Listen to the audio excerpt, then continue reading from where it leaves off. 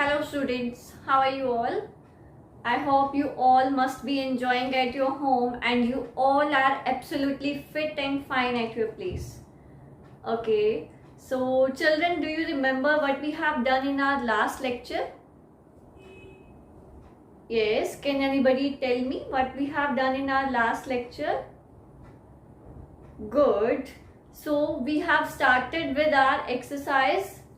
Yes, which exercise we have started? Very good. Exercise 3.5 we were doing. Okay. And we have done till question number 6. Okay. So today we are going to start with question number 7. And do you remember that this exercise is based on which topic? Yes, you are very near to the answer. Good. It is based on prime factorization. It is based on prime factorization. Okay. So now we will start with the question number 7 of exercise 3.5. So let us begin. Seventh question is, the product of three consecutive numbers is always divisible by 6. Verify this statement with the help of some examples. What do you mean by consecutive numbers? Consecutive means लगातार आने वाले numbers. Okay, like 1, 2 and 3. These all are consecutive numbers. 4, 5 and 6. These all are consecutive numbers. Then likewise 5, 6 and 7. These all are consecutive numbers. Clear? So now what we have to do, we have to check that the product of three consecutive numbers is always divisible by 6. So let's take an example. Okay, so suppose I am taking 2, 3 and 4. These are three consecutive numbers. So now the product of three consecutive numbers, it means we have to find out the product of these three numbers.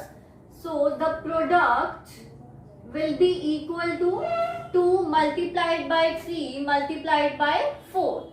2 3s are 6 and 6 4s are 24. Right? Now what we have to do, we have to check that this 24, this product is divisible by 6 or not. So what is the divisibility rule of 6? Yes, Gurneet, can you tell me what is the divisibility rule of 6? Okay, good. If a number is divisible by 2 and 3 both, then it is divisible by 6 also. Right?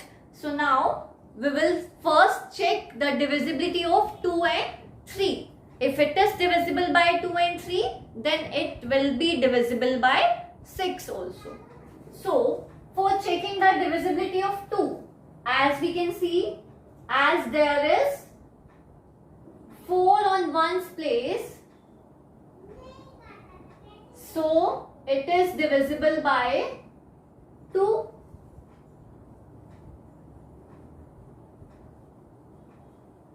After that, for checking the divisibility of 3, we have to find out the sum of the digits. And the sum of the digits, 2 plus 4 is equal to 6.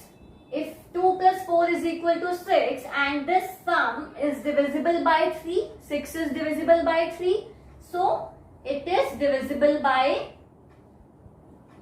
3. And now we have proved that this 24 is divisible by 2 and 3 both. So this will be divisible by 6 also. Fine. So that is how we have to solve this question. And it is not like that you have to take only 2, 3 and 4. You can take any 3 consecutive numbers, children. Fine. You can take 5, 6, 7. You can take 7, 8, 9, 6, 7, 8, 11, 12, 13. Any example you can take and you can prove it that it is divisible by 6. Right? So now let's move to next question.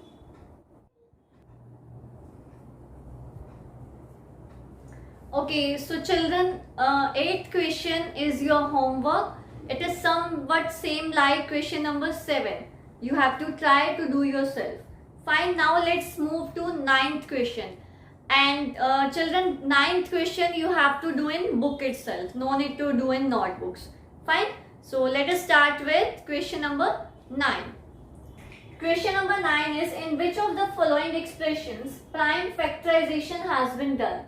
So as I have told you yesterday that prime factorization, what is prime factorization?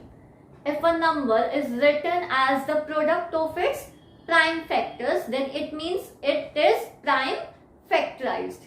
Clear? So now we have to check that where the numbers are written as the product of their prime factors.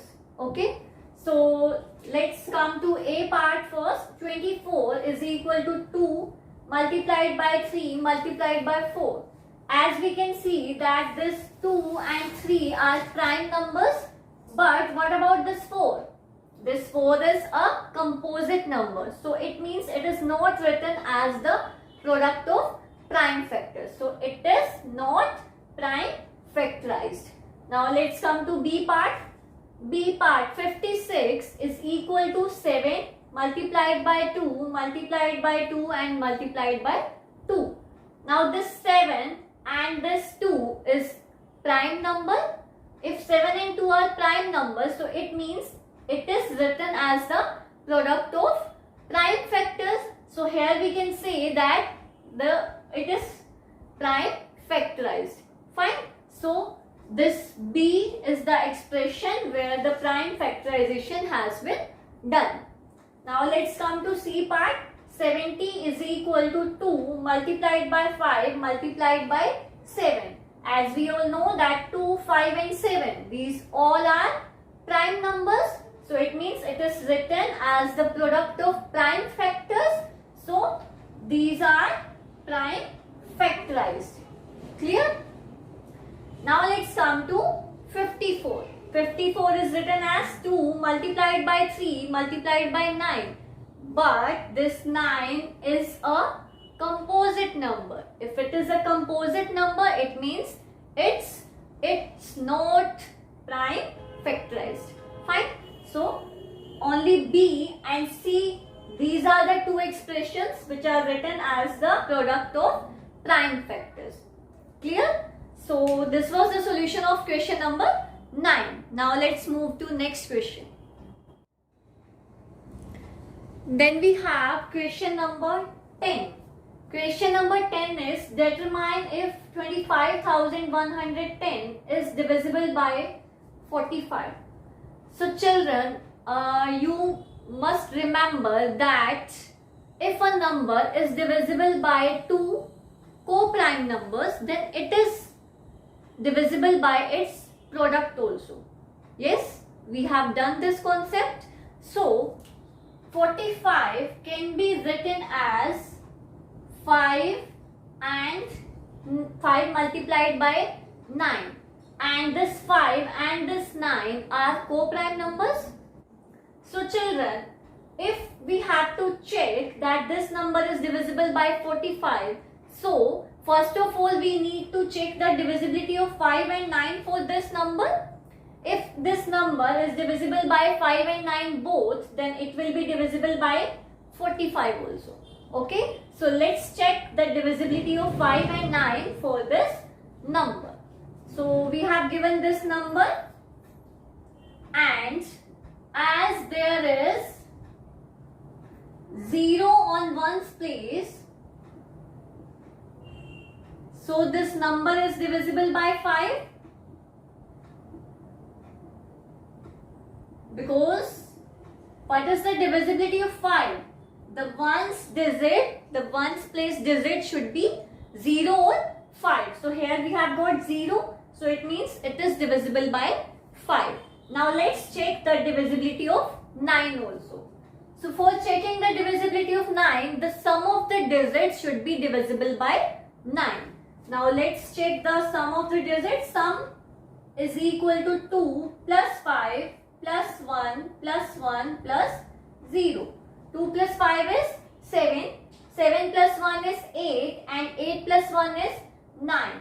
So now we have got the sum 9 and 9 is divisible by 9. 9 ones are 9. So 9 is divisible by 9.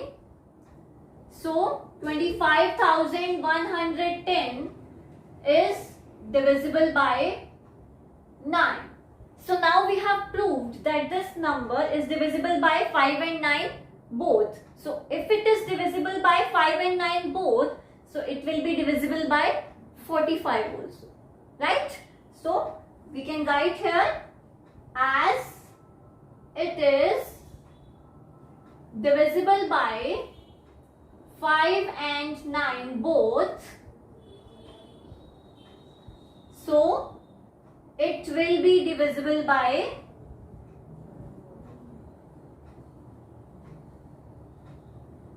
45 also. So children, you just have to remember one concept, that if a number is divisible by two co-prime numbers, then it will be divisible by its product also. Fine. So this is what we have done in this question.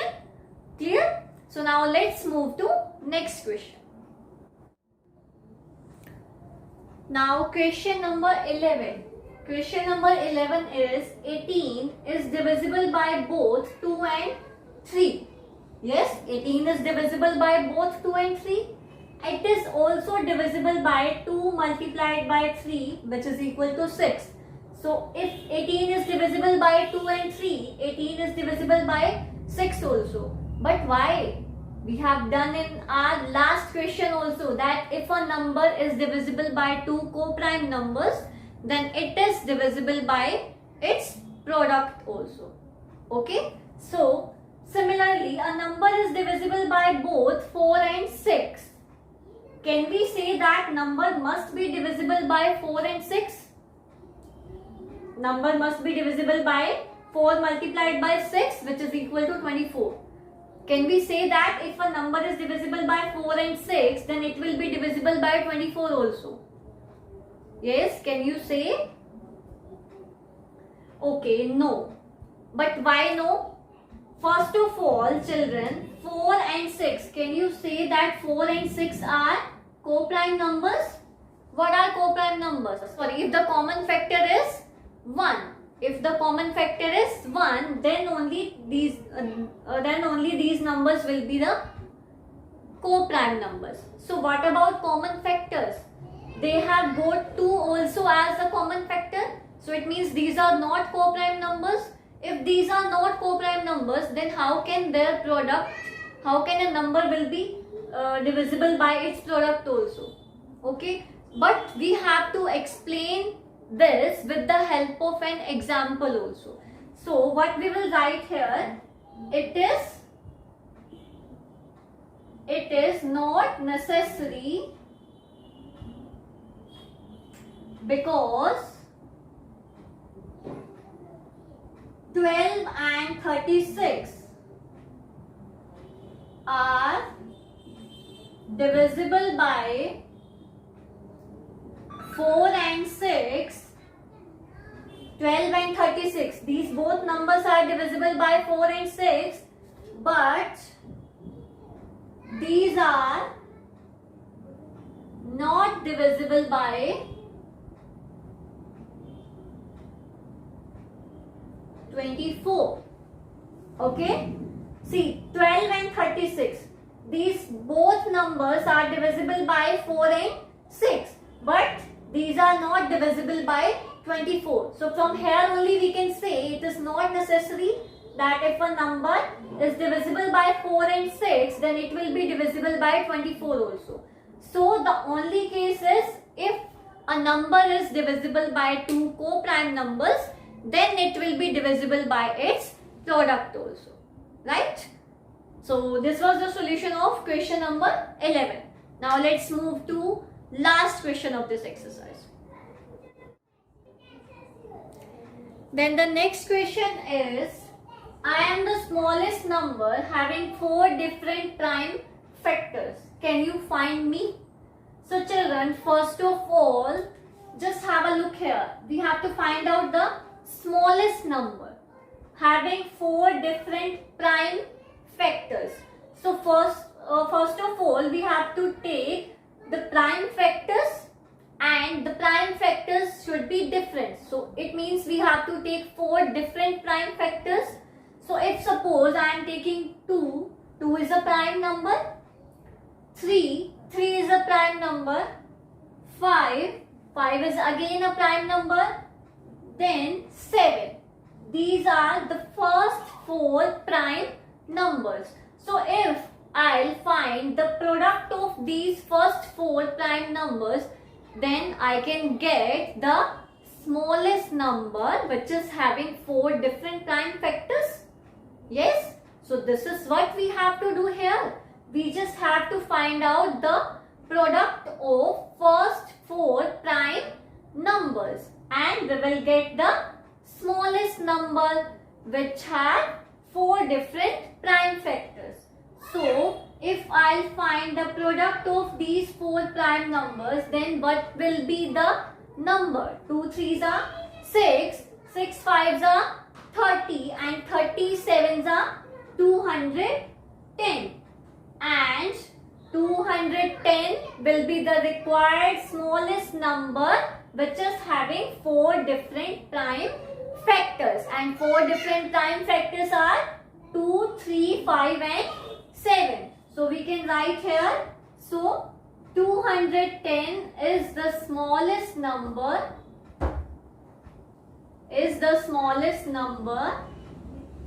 which is having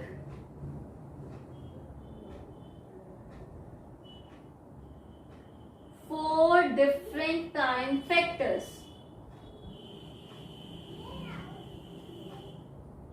and 4 different prime factors are 2, 3, 5 and 7. Clear?